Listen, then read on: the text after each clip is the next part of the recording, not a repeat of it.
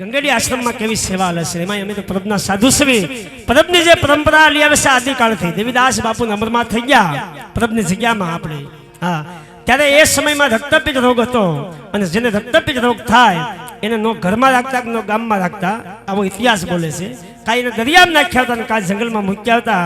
ત્યાંથી દેવીદાસ બાપુ ઝોળીમાં લઈ પરબની જગ્યામાં લાવે, એની સેવા કરતા, અમરમાં ખંભે ઝોળી લઈને ઘરે ઘરે રોટલા માગે, અભિયાગતના પેટ ભરતા બાપ.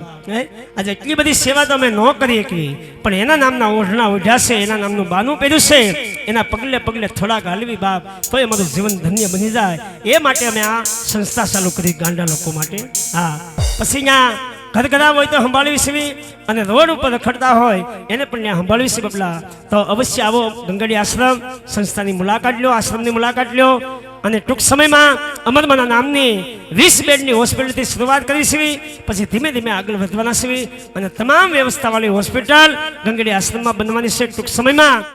આજે સંસ્થાની તમને વાત કરું છું. ગંગેડી આશ્રમ મેંદરડા એ નજીક જ છે, 23 કિલોમીટર થાય હતી. અને મેંદરડાથી વંથળી રોડ ઉપર આવો એટલે 1.5-2 કિલોમીટર હાલો એટલે અમારો આશ્રમ છે. ડાબા હાથ ઉપર રામદેવજી મહારાજનું મંદિર, ત્યાં સંસ્થા હાલે છે. અવશ્ય આવો, અમારા આશ્રમની મુલાકાત લ્યો.